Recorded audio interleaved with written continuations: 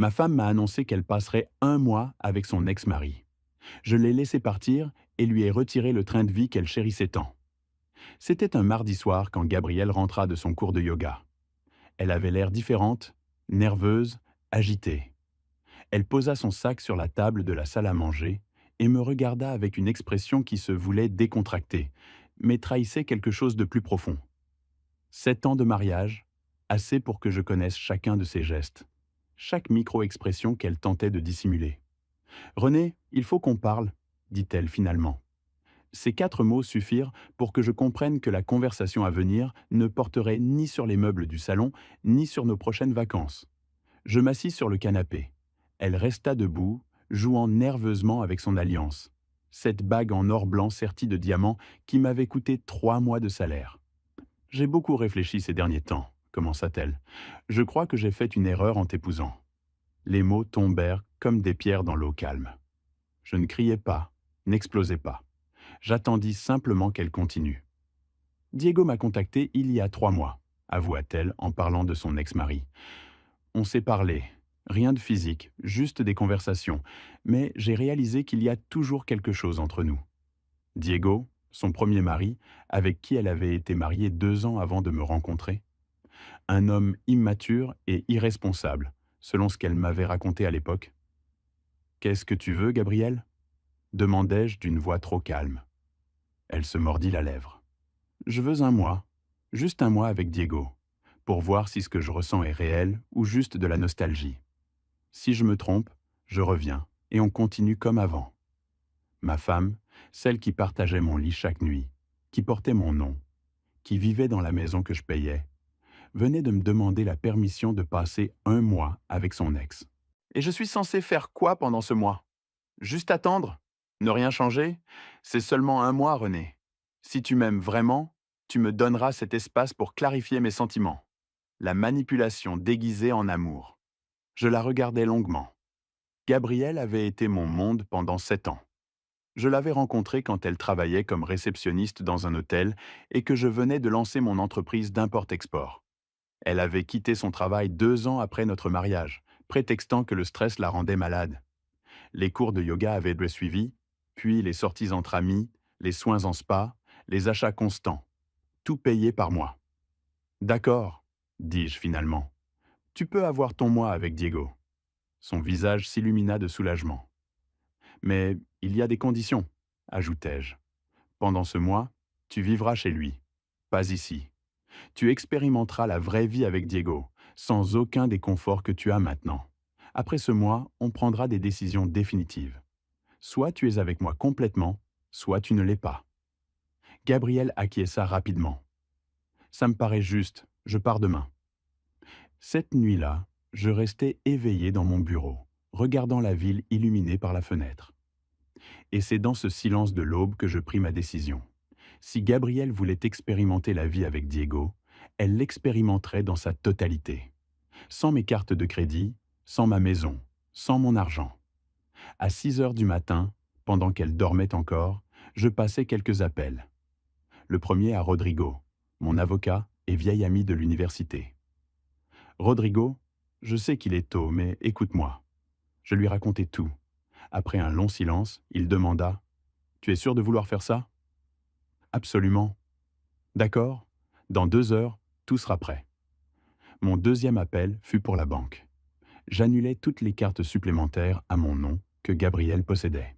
Je modifiais les mots de passe de nos comptes communs et bloquais son accès à nos investissements. Le troisième appel fut pour mon comptable. Je veux que tu révises toutes les dépenses de Gabriel des 12 derniers mois. Chaque centime. À 8 heures, quand Gabrielle descendit avec 2 grosses valises, j'étais dans la cuisine, buvant mon café. Elle semblait animée, presque enthousiaste.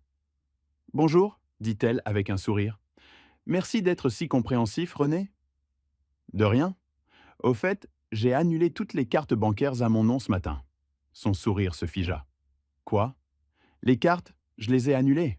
J'ai aussi bloqué ton accès à nos comptes. Pendant ce mois avec Diego, tu vivras entièrement avec lui, tu te souviens ?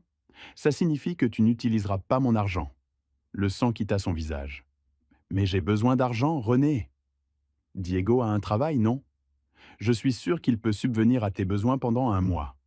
C'est avec lui que tu veux être, après tout. C'est ridicule, tu ne peux pas me laisser sans argent. Bien sûr que si. C'est mon argent, Gabriel.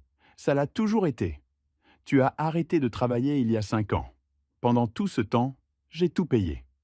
Cette maison, tes vêtements, tes soins en spa, tes cours de yoga, absolument tout. Maintenant, tu veux un mois avec Diego? Parfait.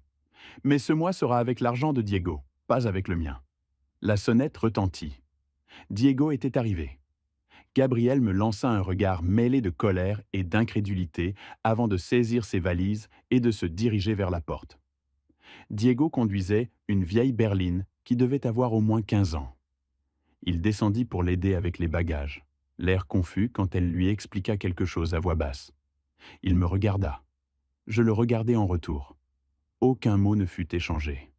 Tandis que la voiture s'éloignait dans la rue, je sortis mon téléphone et appelai Rodrigo. « Tout est prêt ? » ?»« Tout est prêt. Les papiers de divorce sont préparés. Il me faut juste ta signature. »« Parfait. J'arrive dans 1 heure. » Le bureau de Rodrigo se trouvait au 22e étage d'un immeuble du quartier d'affaires. Quand j'arrivai, tous les documents étaient étalés sur son bureau en acajou. Mariage de 7 ans, sans enfant, régime de séparation de biens, récita Rodrigo. Techniquement, elle n'a droit à rien de ce qui est à ton nom. La maison est uniquement à ton nom, l'entreprise aussi, les investissements aussi. Tu as été très intelligent de tout garder séparé. Mon père me l'avait conseillé quand je me suis marié. À l'époque, je trouvais ça trop cynique. Aujourd'hui, je lui donne raison. Rodrigo acquiesça pendant que je signais document après document. J'ai vu beaucoup de cas comme celui-ci. Tu sais quel est le schéma commun? La femme arrête de travailler, s'habitue à l'argent du mari, puis s'ennuie. Elle cherche de l'excitation ailleurs, mais ne veut pas perdre son train de vie. Eh bien, Gabrielle est sur le point de découvrir qu'elle ne peut pas avoir les deux. Quand vas-tu lui remettre les papiers? À la fin du mois. Je veux qu'elle expérimente d'abord la vie sans mon argent. Ensuite, je lui donnerai les papiers de divorce. Rodrigo me tendit un autre dossier, plus mince. Il y a autre chose. L'enquêteur privé que tu as engagé m'a envoyé son rapport ce matin. Je l'ouvris et commençai à lire. Selon le rapport, Gabriel et Diego ne s'étaient pas remis à se parler il y a 3 mois, comme elle l'avait prétendu. Ils communiquaient depuis plus d'1 an. Les photos montraient des rencontres dans des cafés, des hôtels, des promenades dans des parcs. Date, horaire, lieu. Tout méticuleusement documenté. 1 an, murmure, elle le voyait depuis 1 an entier. Il y a plus, dit Rodrigo. Diego n'a pas d'emploi stable. Il travaille comme mécanicien indépendant.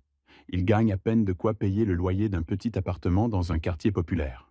Ta femme va passer d'une maison de 3 niveaux dans le meilleur quartier à un 2 pièces avec des murs fins. Je ressentis un mélange étrange de satisfaction et de tristesse. Satisfaction parce que Gabrielle allait affronter la réalité qu'elle avait évitée.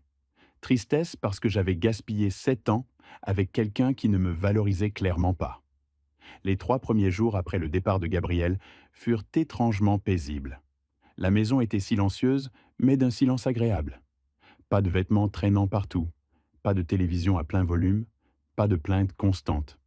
Je pouvais travailler sans interruption, manger ce que je voulais, dormir quand je voulais. Le 4e jour, je reçus le premier message de Gabrielle. L'appartement de Diego est minuscule. Pas assez d'espace pour mes affaires. Je ne répondis pas. Le 5e jour, le lit est inconfortable. Je ne dors pas bien. Pas de réponse non plus. Le 6e jour, on peut parler? J'ai besoin de récupérer des choses à la maison. Cette fois, je répondis, tu as pris tout ce dont tu avais besoin. Il n'y a rien d'autre à récupérer ici. Durant la première semaine, ces messages n'étaient que des plaintes déguisées. Durant la 2e semaine, le ton changea, devint plus urgent, plus désespéré. René, j'ai besoin d'argent. Diego ne peut pas couvrir toutes les dépenses. J'avais un rendez-vous au spa, mais ma carte a été refusée. Pourquoi tu as tout annulé? Je ne répondis à aucun de ces messages. Pendant ce temps, j'utilisais mon temps libre de manière productive. J'engageais une entreprise de nettoyage en profondeur. Je donnais tous les vêtements que Gabrielle avait laissés à des œuvres caritatives. Je réorganisais mon bureau. Je recommençais à faire de l'exercice régulièrement. Je rencontrai aussi mon comptable pour réviser les dépenses de Gabrielle. Les chiffres étaient stupéfiants. En 12 mois, elle avait dépensé plus de 100 000 euros de mon argent. Soins de beauté, vêtements de créateur, restaurants haut de gamme, voyages avec ses amis. Tu savais qu'elle dépensait autant? Demanda mon comptable. Je savais qu'elle dépensait, mais je n'avais jamais calculé exactement combien. 100 000 euros en un an, c'est énorme. Et ça sans compter les frais fixes de la maison. Si tu additionnes tout, tu dépensais probablement près de 200 000 euros par an pour maintenir son train de vie. 200 000 euros. Pendant 7 ans. Presque 1,5 million investi dans une femme qui dormait maintenant dans l'appartement minuscule de son ex-mari. À la mi-troisième semaine, les appels commencèrent. Gabrielle ne se contentait plus d'envoyer des SMS, elle appelait directement. Je laissais sonner la messagerie, mais j'écoutais parfois les messages. « René, s'il te plaît, il faut qu'on parle. » C'est plus dur que je pensais.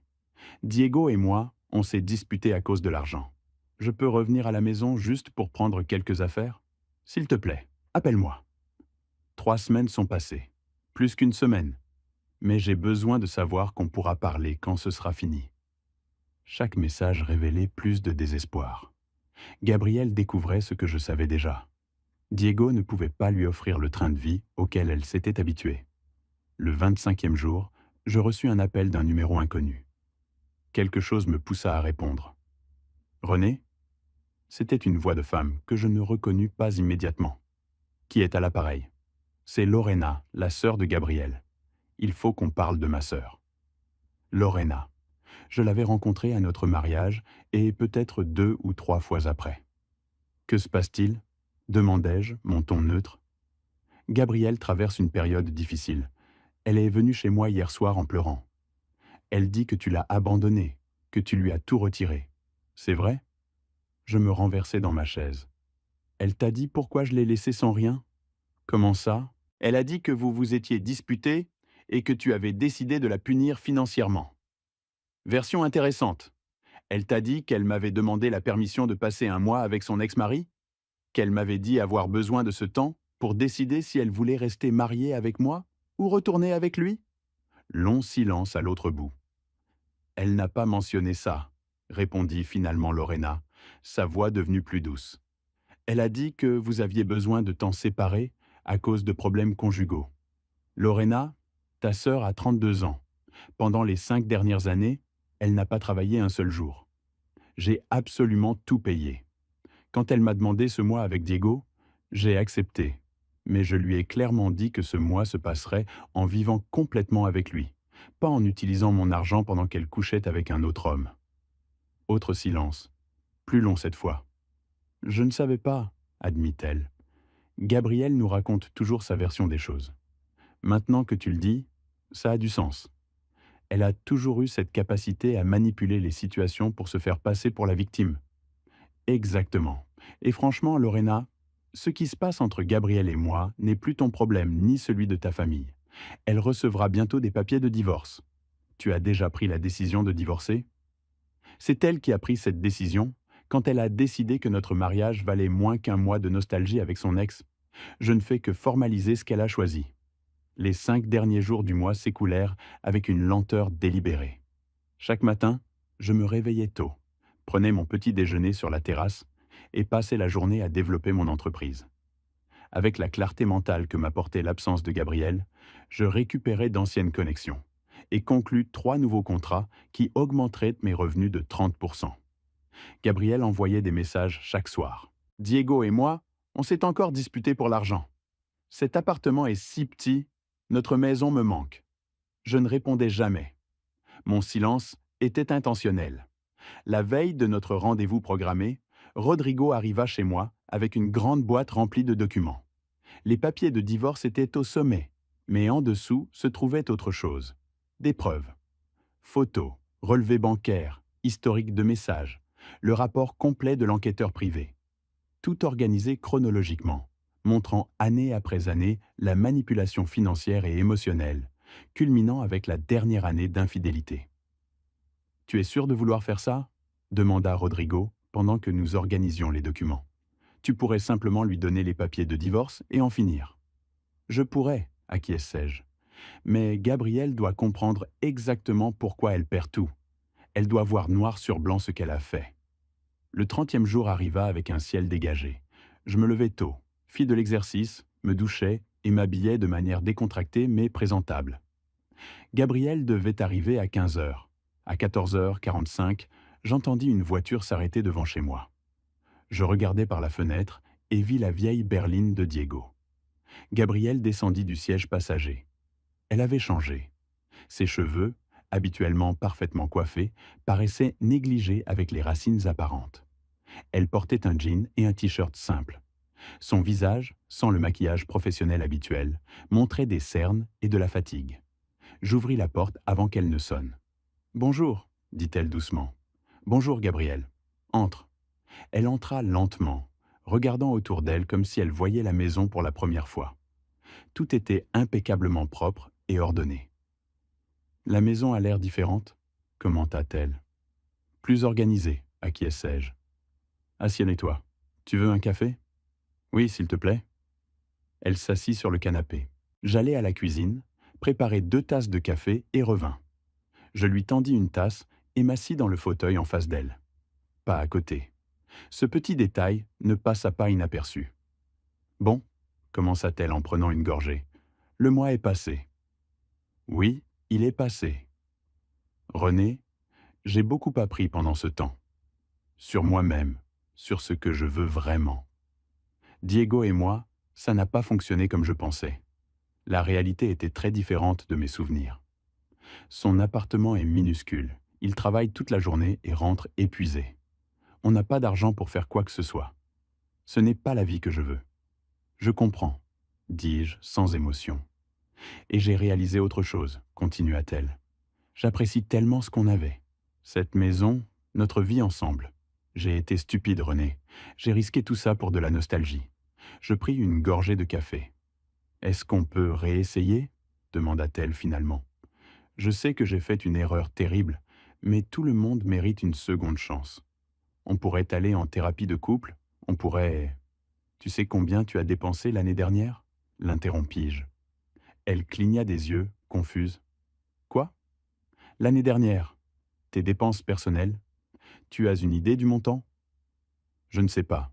Je ne tenais pas les comptes. Tu disais toujours que l'argent n'était pas un problème. Je me levai, marchai vers la table où j'avais laissé tous les documents, pris le dossier avec les relevés bancaires et le laissai tomber sur la table basse entre nous. 100 000 euros. Tu as dépensé 100 000 euros en un an. Spa, vêtements, restaurant, voyage avec tes amis. 10 000 euros par mois en dépenses purement personnelles. Gabrielle regarda le dossier mais ne l'ouvrit pas. René, je ne savais pas que c'était autant. Mais si c'est un problème, je peux réduire mes dépenses. Tu peux ? Comment ? Tu n'as pas de revenus propres. Tu n'as pas travaillé depuis 5 ans. Tout ce que tu dépenses, c'est de l'argent que je gagne. Je pourrais chercher du travail, offrit-elle rapidement. Je sais que j'ai abandonné ma carrière, mais je peux reprendre. Je sortis un autre dossier. Celui-ci contenait le rapport de l'enquêteur privé.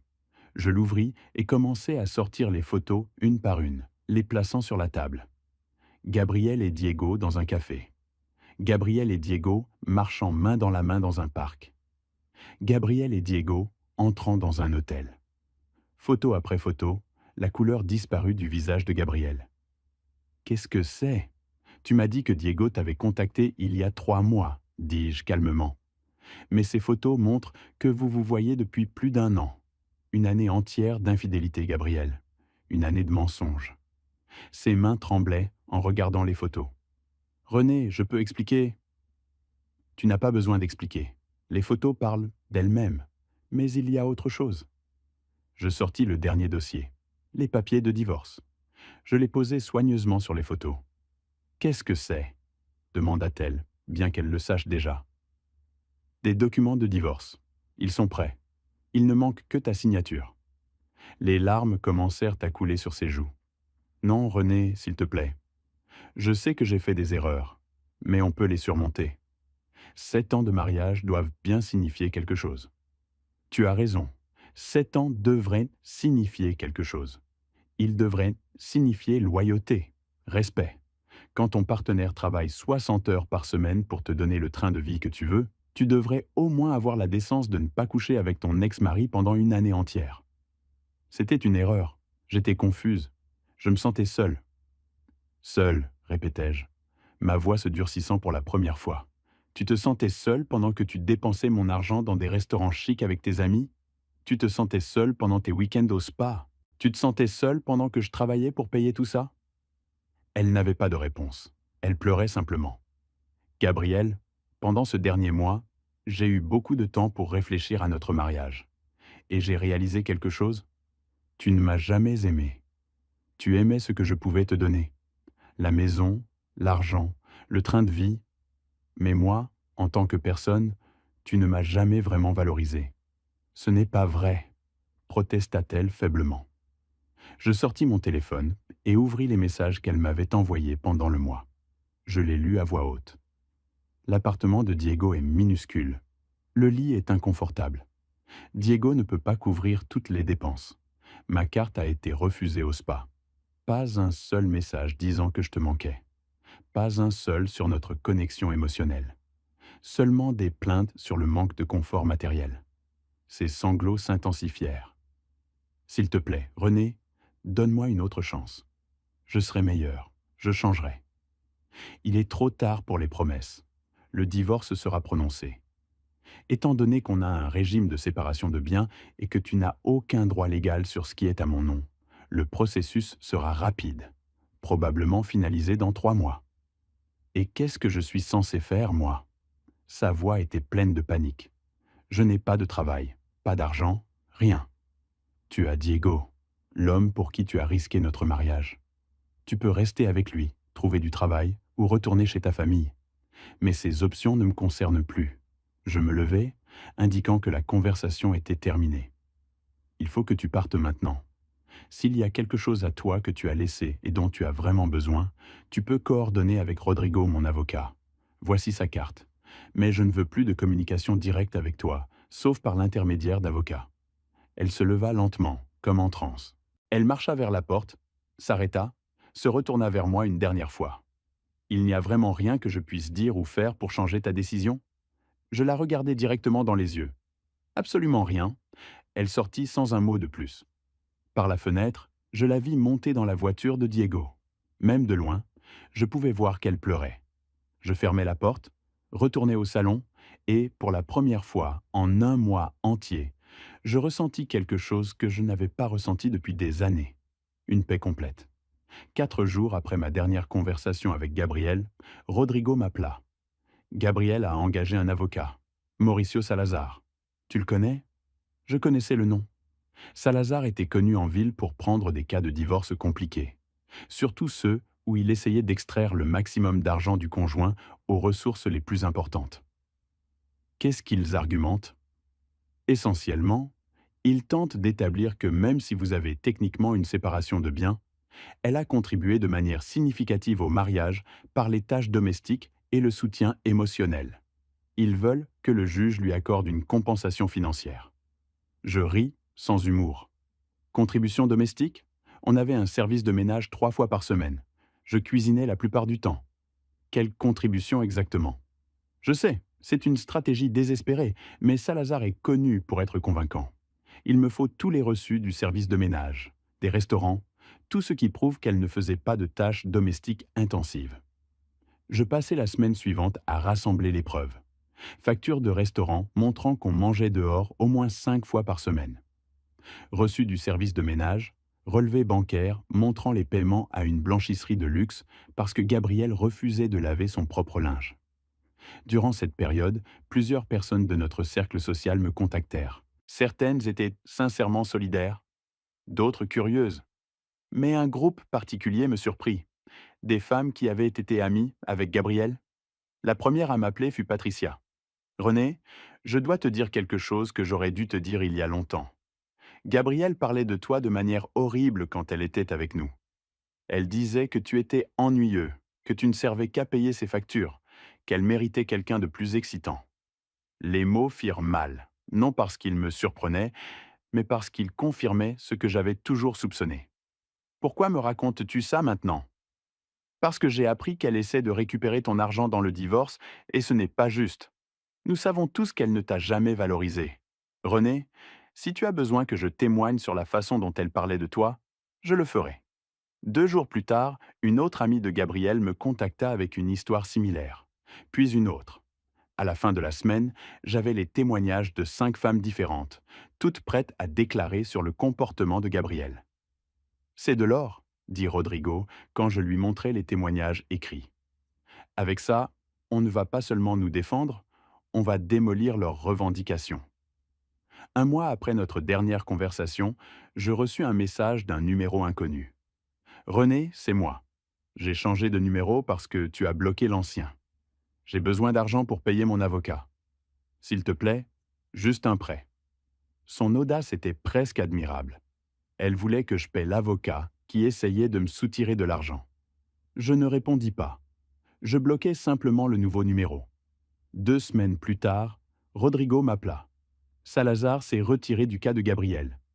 Elle n'a pas pu payer l'acompte qu'il exige. Sans paiement, pas de représentation. Alors qu'est-ce qu'elle va faire? Elle devra se représenter elle-même ou prendre un avocat commis d'office. De toute façon, elle ne représente plus une vraie menace. L'audience préliminaire était programmée pour un mardi matin, 2 mois après ma dernière conversation en personne avec Gabriel. J'arrivai au tribunal avec Rodrigo, en costume, me sentant étonnamment détendu. Gabriel arriva 15 minutes en retard, accompagné d'un avocat commis d'office qui semblait à peine sorti de l'université. Par son expression nerveuse, c'était visiblement l'un de ses premiers cas. Quand Gabrielle me vit, elle essaya de capter mon regard, mais je gardais les yeux droits devant. Elle avait l'air émaciée, épuisée. Ses vêtements étaient bon marché. Le contraste avec la femme parfaitement apprêtée qu'elle avait été était frappant. Le juge, un homme d'une soixantaine d'années aux cheveux gris et à l'expression sévère, révisa les documents initiaux. Bien. Nous sommes ici pour l'audience préliminaire dans l'affaire de divorce Dubois contre Dubois. La demanderesse est-elle prête à présenter son cas? Le jeune avocat de Gabriel se leva, trébuchant légèrement sur sa mallette. Oui, votre honneur. Ma cliente cherche une compensation juste pour 7 ans de mariage durant lesquels elle a consacré sa vie à tenir le foyer pendant que le défendeur construisait son entreprise. Rodrigo se leva. Votre honneur, avec tout le respect dû, cette caractérisation des faits est complètement fausse. Nous avons une documentation extensive démontrant que Madame Dubois non seulement ne tenait pas le foyer, mais vivait un train de vie extrêmement luxueux, entièrement financé par mon client, tout en maintenant simultanément une relation extra-conjugale avec son ex-mari. Le juge leva une main. Nous arriverons aux preuves en temps voulu. D'abord, Maître Ortiz, quelle compensation spécifique votre cliente recherche-t-elle? L'avocat déglutit. Nous sollicitons une pension alimentaire de 5 000 € mensuels pour une période de 3 ans, plus une compensation unique de 50 000 € pour les années de service domestique. J'eus presque envie de rire. Gabriel voulait que je lui paye 230 000 € supplémentaires. Et quelle est la base légale de cette demande? Demanda le juge. Votre honneur, ma cliente a consacré les meilleures années de sa vie à ce mariage. Elle a abandonné sa carrière pour soutenir son mari. Elle se retrouve maintenant sans ressources. Rodrigo se leva à nouveau. Votre honneur, nous demandons à présenter des preuves qui contredisent complètement ce récit. Le juge acquiesça. Allez-y. Durant l'heure suivante, Rodrigo présenta méthodiquement toutes les preuves. Les relevés bancaires, les reçus du service de ménage, les photos de l'enquêteur privé, les témoignages écrits de ses propres amis. Tout exposé dans un ordre chronologique parfait. Avec chaque pièce présentée, je vis Gabriel s'enfoncer davantage dans son siège. Finalement, le juge leva les yeux des documents. Maître Ortiz, avez-vous des preuves pour étayer vos affirmations qu'elle a tenu le foyer ou contribué significativement au mariage? Le jeune avocat regarda Gabriel qui secoua légèrement la tête, les larmes coulant sur ses joues. Non, votre honneur, admit-il, vaincu. Le juge joignit ses mains sur le bureau. Sur la base des preuves présentées, il est clair que Madame Dubois n'a aucune base légale pour ses revendications. Le mariage a fonctionné sous régime de séparation de biens. Elle n'a pas contribué significativement au foyer et a de plus maintenu une relation extra-conjugale. Par conséquent, Je rejette complètement sa demande de pension et de compensation. Le divorce est accordé. Chaque partie repartira avec les biens à son nom individuel. Les papiers finaux seront prêts dans 30 jours. L'affaire est close. Le coup de marteau résonna dans la salle. Tout s'était terminé en moins de 2 heures. En sortant du tribunal, j'entendis des sanglots derrière nous. Je ne me retournai pas. Bien joué, dit Rodrigo pendant que nous marchions vers le parking. Victoire nette et complète. Dans ma voiture, avant de démarrer le moteur, je m'accordais un moment pour traiter ce qui venait de se passer. 7 ans de ma vie avec Gabriel s'étaient officiellement terminés. Non pas avec une explosion dramatique, mais avec un coup de marteau et des papiers légaux. Je démarrai le moteur et rentrai chez moi. Ma maison. Uniquement la mienne maintenant. Et pour la première fois depuis longtemps, cette pensée me rendait complètement heureux. Les 30 jours suivant le jugement s'écoulèrent de manière curieusement paisible. Plus de messages de Gabriel, plus de tentatives de contact, plus de drame. Durant ce temps, je me concentrais complètement sur la reconstruction de ma vie. J'avais passé tellement de temps à dédier mon énergie à un mariage qui n'avait clairement aucun salut que j'avais oublié ce que c'était de vivre pour moi-même. J'étendis mon entreprise d'import-export en ouvrant une nouvelle ligne de produits que j'avais reportée pendant des années. J'engageai 3 nouveaux employés et obtins 2 contrats importants. Mon revenu mensuel augmenta de 40% en 6 semaines. Je me reconnectai aussi avec des amis que j'avais négligés. De vieux camarades d'université avec qui je jouais au football le samedi matin, une tradition que j'avais abandonnée. Ce fut lors d'un de ces matchs que je retrouvai Thomas, mon meilleur ami de l'université.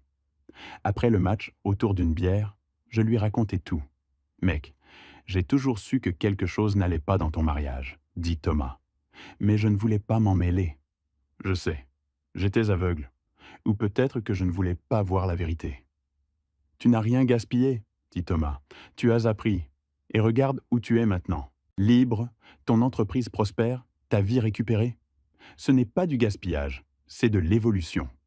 Ces paroles me firent réfléchir. Il avait raison.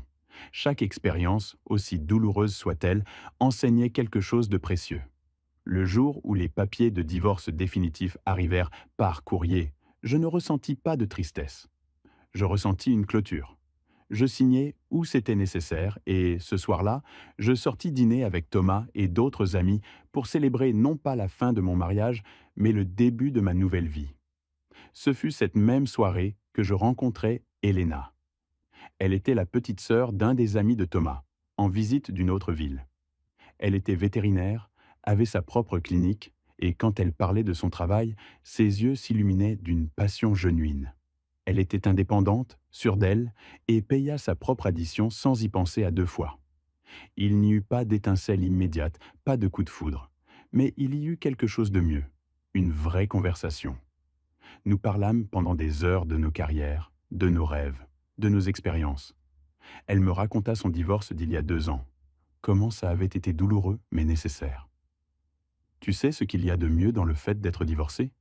dit Elena à un moment. « C'est que la prochaine fois que tu décideras d'être avec quelqu'un, ce sera parce que tu le veux vraiment, pas parce que tu as peur d'être seul. Ce sera un choix conscient, pas un besoin désespéré. » Elle avait absolument raison. Nous échangeâmes nos numéros ce soir-là, et dans les semaines suivantes, nous commençâmes à nous voir occasionnellement. Café, promenade, dîner décontracté, sans pression, sans attente. Juste 2 personnes appréciant la compagnie l'une de l'autre. C'était rafraîchissant. Pendant ce temps, à travers le cercle social inévitable d'une ville moyenne, j'apprenais des nouvelles de Gabriel. Selon Patricia, Gabriel avait trouvé un travail comme caissière dans un grand magasin. Un emploi à temps plein au salaire minimum. Elle vivait toujours chez Lorena, qui lui faisait maintenant payer un loyer. Diego avait disparu de sa vie presque immédiatement après le divorce. Quand il s'était rendu compte que Gabriel n'avait plus accès à l'argent, la relation avait perdu tout son attrait. « Je l'ai vue l'autre jour au supermarché », me raconta Patricia au téléphone. Elle avait l'air fatiguée, très différente. Elle m'a reconnu et a essayé de m'éviter, mais je l'ai rattrapée. Renée, elle a presque pleuré là, dans l'allée des céréales. Qu'est-ce qu'elle t'a dit ? Elle a dit qu'elle avait commis la plus grosse erreur de sa vie. qu'elle n'avait pas réalisé ce qu'elle avait jusqu'à ce qu'elle le perde, que si elle pouvait remonter le temps, elle n'aurait jamais laissé Diego se rapprocher d'elle à nouveau. C'est facile de dire ça maintenant. Exactement. Je lui ai dit la même chose. Tu lui as donné une chance de choisir et elle a mal choisi. Maintenant, elle doit vivre avec ce choix. 3 mois après la finalisation du divorce, j'étais dans mon bureau à domicile quand je reçus un email inattendu. L'adresse était inconnue, mais l'objet disait simplement « De Gabriel ». J'hésitais avant de l'ouvrir. Une partie de moi voulait le supprimer sans le lire, mais la curiosité l'emporta. « René, je sais que tu ne veux probablement plus avoir de mes nouvelles. Je sais que je n'ai pas le droit de te demander quoi que ce soit après tout ce que j'ai fait, mais j'avais besoin de t'écrire ceci, ne serait-ce que pour ma propre santé mentale. Tu avais raison surtout. Je ne t'ai jamais valorisé comme j'aurais dû. Je te voyais comme un moyen de maintenir un train de vie, pas comme une personne avec des sentiments et des besoins propres. J'ai été égoïste, manipulatrice et cruelle.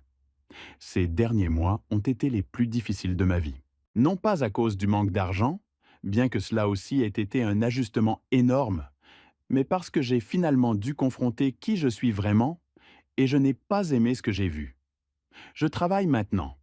C'est un travail modeste, mais c'est honnête. Je paie mon propre loyer, j'achète ma propre nourriture et pour la première fois de ma vie adulte, je comprends la vraie valeur de l'argent et du travail acharné. Je comprends ce que tu faisais chaque jour pour nous donner la vie qu'on avait. Je n'écris pas ceci pour te demander pardon ou pour essayer de revenir avec toi. Je sais que ça n'arrivera jamais. J'écris parce que j'avais besoin que tu saches que je comprends enfin et que je regrette profondément la douleur que je t'ai causée. J'espère que tu es heureux, René. Tu mérites de l'être. Avec profond regret, Gabriel. Je lus l'email 2 fois. Je ne ressentis pas de satisfaction, pas de justification, juste de la neutralité. Une acceptation tranquille que c'était la clôture définitive. Je ne répondis pas, non pas parce que je voulais être cruel, mais parce qu'il n'y avait genuinement rien à dire. Gabrielle avait fait sa réflexion, exprimé ses regrets, et c'était suffisant pour elle. Mais je n'avais pas besoin de ses regrets pour avancer. Je l'avais déjà fait. Ce soir-là, Elena et moi allâmes dîner dans un petit restaurant italien qu'elle avait découvert. Pendant que nous partagions une pizza et rions d'histoires stupides de nos travaux respectifs, je réalisais quelque chose. J'étais genuinement heureux. Pas heureux malgré tout, ni éventuellement heureux. Simplement heureux dans le moment présent, avec quelqu'un qui m'appréciait pour qui j'étais. « À quoi tu penses ?»